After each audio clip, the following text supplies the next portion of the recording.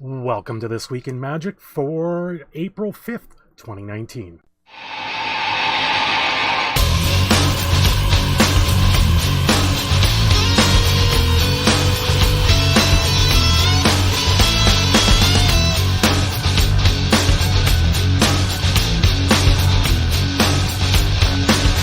So this week in Magic, we had the nice little trailer come out. It's something that was very unexpected for Wizards, and of course Hasbro had their fair share in it.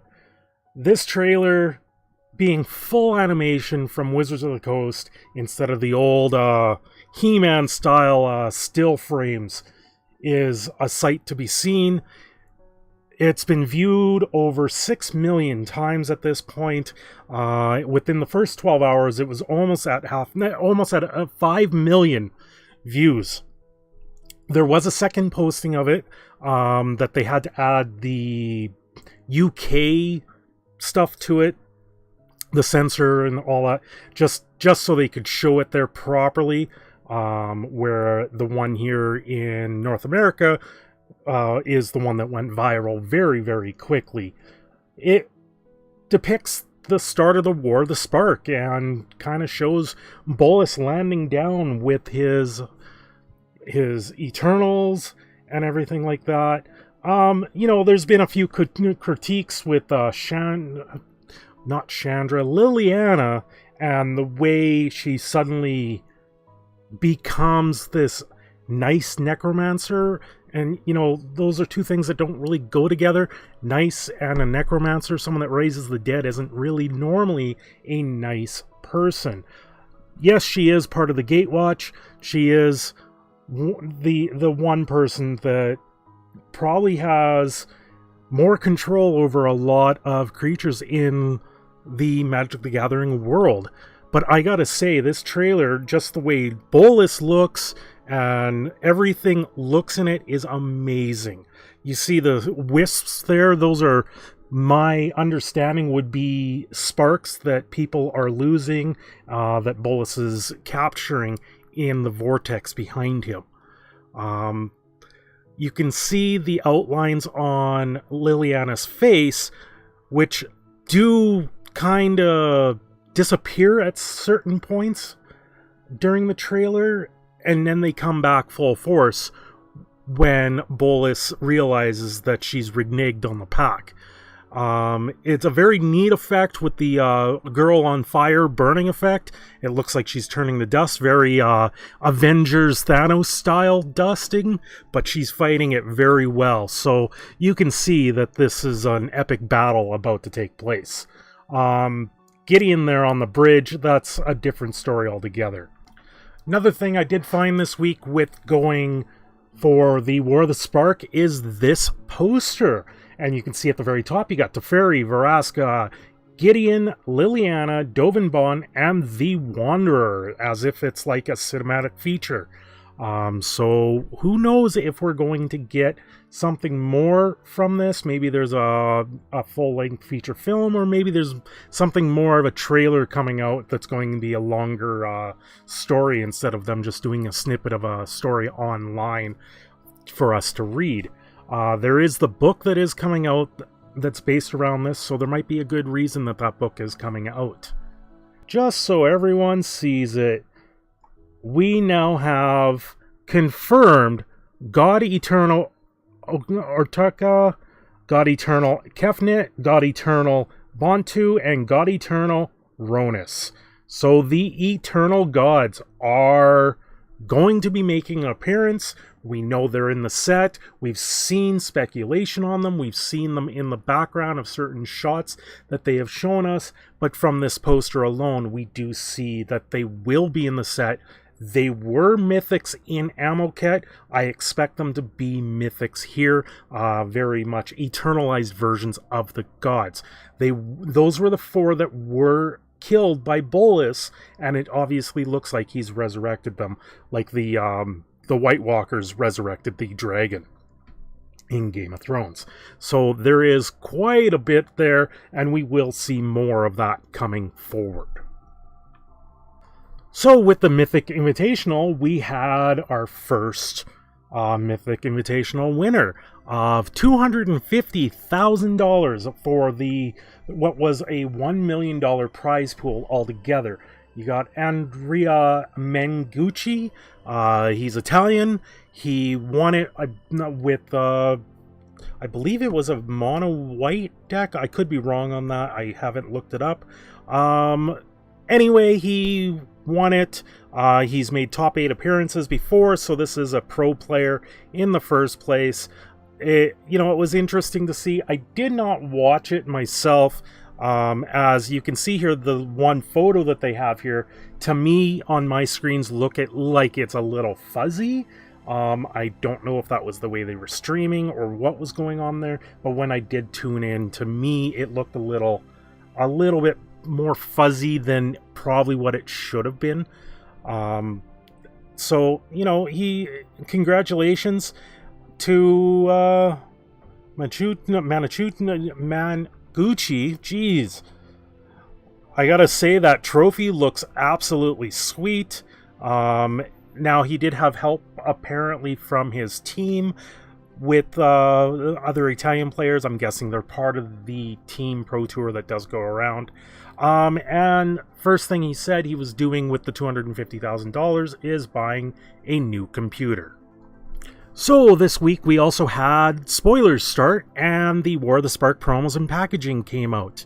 So first on the list we have Tezzeret, Master of the Bridge. We knew it was Tezzeret Master, but we didn't know of what it was going to be yet, and that's obviously the Planar Bridge is what he's the master of.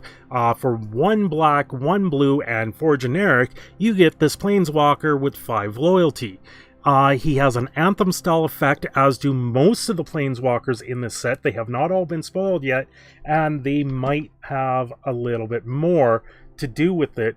We'll have to wait to see the rest. Now, when his Anthem ability is in effect, creatures and Planeswalker spells you cast have affinity for artifacts. So this is a confirmation that affinity is back for War of the Spark. Also, we've seen Proliferate and Amass as some of the other mechanics for the set. Amass is if you don't have a zombie army, you create a 0/0 zombie army, and whatever the number is, you put that many 1/1 counters on it. Or if you currently have one, you just put that many 1/1 counters on it. We do have the Open House and Draft Weekend promos, one being Bolas Citadel, being a 3 black and 3 generic legendary artifact. You can look at the top card of your library at any time. You may play spells from the top of your library as long as you pay life equal to the mana cost. And you tap it, sacrifice 10 non-land permanents. Each opponent loses 10 life. The Open House promo is Liliana's Triumph. So we did have Liliana defeat when we were on Hour of Devastation, and now we have Liliana's Triumph. So it's a turnaround and the exact opposite of that, being 1 black, 1 generic. Instant, each opponent sacrifices a creature. If you control a Liliana Planeswalker, each opponent also discards a card. So a creature and a card, not too shabby. The other promos for the Friday night, one being Argyll of Bolas, 1 blue, 1 generic, 1/3 Merfolk Wizard. When he enters the battlefield, look at the top 3, reveal an instant or sorcery, put it in your hand, and the rest on the bottom in any order. We also have new card, Paradise Druid, 1 green, 1 generic, a 2/1, very similar to Birds of Paradise. That's where the Paradise is coming from, but this one is a little bit different. It has hexproof as long as it is untapped, and you can tap it for 1 mana of any color. We also have Dovin's Veto, 1 blue and 1 white, instant, very much negate style counterspell that cannot be countered. So it only targets non-creature spells, which do include Planeswalkers. So that's going to be very interesting. I just hate to see the Azorius and Esper get even more control. That's going to be a little crazy. For Planeswalker Weekend, which is May 25th and 26th, we have the Time Wipe, which is 1 blue, 2 white, and 2 generic. Return a creature you control to owner's hand, then destroy all other creatures. So it's kind of reversing time and just erasing everything out of the timeline. We also have Karn's Bastion, which is a land. When you tap it, it adds a generic or a colorless mana, or you tap 4 and tap this and it proliferates. And proliferate is choose any number of permanents and or players, then give another counter of each kind already there. This is going to make this set absolutely insane. Proliferate in a Planeswalker set like this, a lot of us are hoping that Wizards didn't overdo themselves, but I have a feeling they did with this set. And we got the packaging for the promos and everything like that.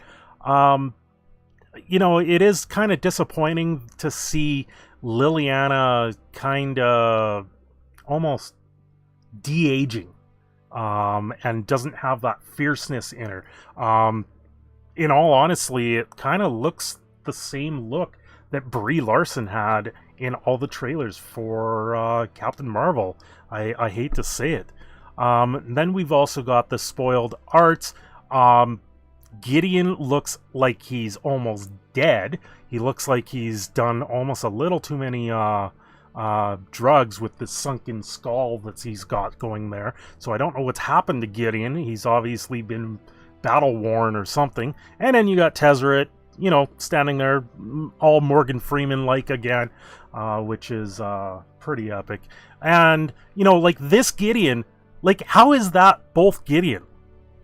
We have a Gideon Planeswalker deck and the Gideon on the pack, and they don't even look close to the same.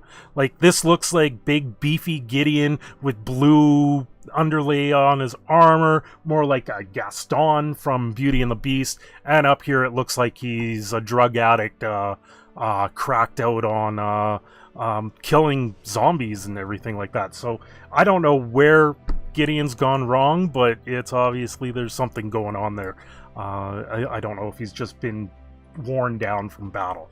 And then we have Jace as a Planeswalker deck. The Jace that was spoiled, he's kind of a mill card, so I do expect this to be more mill, but this also means that we're getting another Jace Mythic in the set, which is very interesting, the fact that they've actually done a second Jace for the set.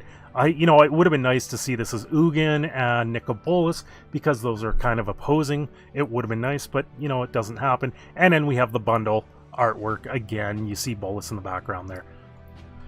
So also with the Mythic Invitational, they did release a bunch of codes for MTG Arena, which are up here, right here.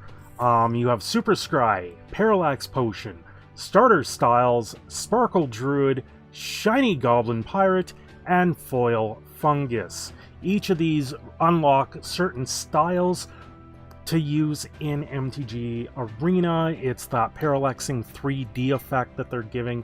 So there's quite a bit to write down there. If you haven't gathered these codes up yet, they're all right here. So do take the time to pause the video and enter them into your MTG Arena account. And to close out this week in Magic, I just want to touch on a subject that I've been following, and it's kind of something that is disheartening to see in the community. We do know that Unsleeved Media has turned around and stopped producing on Unsleeved Media, and he's moved over to the Quartering. And recently this week we saw what looked like a new witch hunt take place. Now that Unsleeved Media has moved on, we now have people going after Terese Nielsen out of all people. And that's something that is very disheartening. You should know her from the Force of Will original artwork on the card. Terese Nielsen is a very talented artist, and it is very nice to see her art when it does come out on cards and stuff like that. And, you know, she also did the latest round of San Diego Comic-Con ones. She's done Playmatch. She's done everything, you know, blood, sweat, and tears for the game and the community around Magic the Gathering. But apparently people's political views of her have changed to something that people are threatening her, and in all essency, there's people out there trying to blackmail her into giving up money for certain other groups. And in around the Magic community, that's not something that should be happening. You know, everyone has a different take on their perspectives. Everyone's walked a different path in life, and it doesn't make sense why people have to go through certain things like this. I don't want to see anyone go after anyone else or anything like that, but I do want to bring some attention to it. You know, in all honesty, just go out there and make some sort of gesture towards Terese Nielsen. If you follow her on Twitter, or if you go to her website, possibly pick up a playmat or something. She's not someone that deserves the you know, the hatred that she's gotten over stupid little things that don't matter to anyone else in the world. You know, and she's not the problem. It doesn't make any sense in my eyes. Anyway, if you guys like This Week in Magic and you want to see these continue, please let me know down below. If I missed maybe a story, or if you've got a topic for next week for This Week in Magic, let me know. And also, I would like to say thank you to everyone. We did hit the 250 goal mark for this channel, and the next one will be 500 subscribers. At 500 subscribers, I believe I have an unopened Born of the Gods fat pack that I would like to open at a live stream at some point for this channel. So I think at 500, I will look at opening that once we hit that goal. Thank you, everyone, and have yourselves a good F&M and a good day.